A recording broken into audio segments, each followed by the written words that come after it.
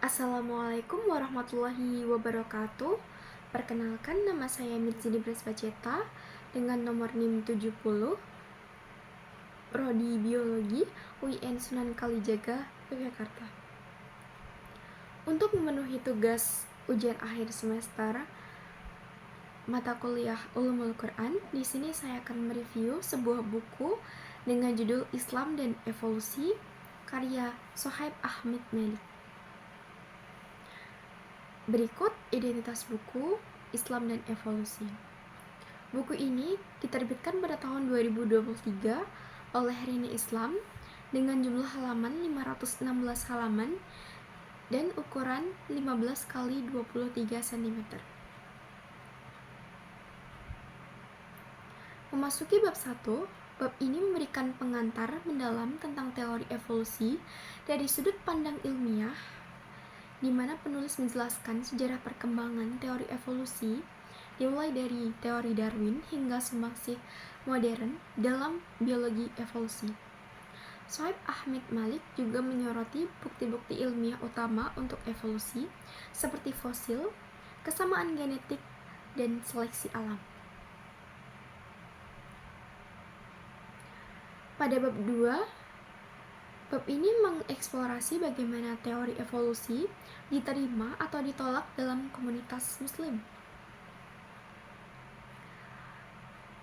Pada bab ini terdapat 4 posisi muslim pada teori evolusi, yaitu 1. Kreasionisme atau menolak sepenuhnya teori evolusi. 2. Pengecualian umat manusia, di mana menerima teori evolusi kecuali dalam konteks asal-usul manusia. Ketiga, pengecualian Nabi Adam, yaitu posisi di mana sudah mulai menerima teori evolusi dalam porsi yang lebih besar dari posisi sebelumnya. Terakhir, tidak ada pengecualian, di mana posisi yang menerima secara total teori evolusi. Pada bab ini terdapat juga 3 narasi penciptaan dalam Islam. Yang pertama, penciptaan langit dan bumi tanpa menyebut durasi prosesnya. Yang kedua, membahas kehidupan non-manusia yang bermula dari air tanpa menjelaskan mekanisme tumbuhan dan hewan muncul di bumi. Yang ketiga, penciptaan Adam sebagai bapak manusia dan kohesan melalui prosedur hermeneutis untuk menghindari paksaan narasi evolusi. Memasuki bab 3, yaitu pertimbangan metafisika. Pada bab ini menjelaskan tentang peluang naturalisme yang mengetahui kerangka pemikiran Asy'ariyah dari karya Al-Ghazali. Itu tidak selaras jika dibandingkan dengan The Fifth Action Prospect. Bab ini menjelaskan bahwa Al-Ghazali berpendapat bahwa ilmu empiris tidak dapat bertentangan dengan wahyu karena keduanya berasal dari sumber yang sama. Sohaib Ahmad Malik juga menggunakan prinsip-prinsip ini untuk menunjukkan bagaimana teori evolusi dapat dievaluasi secara teologis. Pada bab ini membahas dimensi moral sebagaimana problem of objective morality karena Al-Ghazali adalah seorang penganut teori perintah Tuhan. Dia percaya bahwa moralitas adalah apa yang menjadi kehendak Tuhan. Disimpulkan bahwa tidak ada yang secara spesifik baik dan buruk secara moral, semua berdasar pada perintah Tuhan melalui firman-Nya. Hilangnya objektivitas moral adalah sebuah konsekuensi alami dari kerangka pemikiran Al-Ghazali. Selanjutnya pada bab 4, pada bab ini memahami tentang hermeneutika Al-Ghazali. Disebutkan bahwa Al-Ghazali secara definitif tidak menganut sebuah paham oposisi yang memberi bobot epistemologis terhadap akal dan wahyu.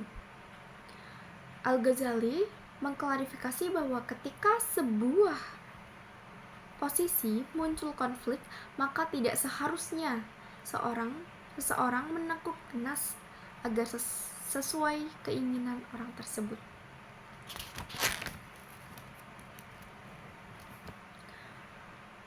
Al-Ghazali tidak memiliki keraguan untuk menangguhkan sebuah kesimpulan ketika nas dalam Al-Quran tidak berbicara maupun mengenai hal tersebut.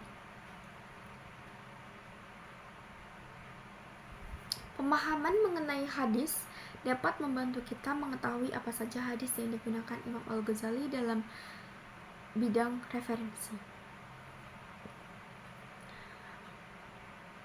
Baik dalam review ini, bab 1 dijelaskan atas pemikiran yang menjadi latar belakang bagi bab berikutnya. Terdapat juga respon Kristen terhadap evolusi. Kemudian bab 2 menjelaskan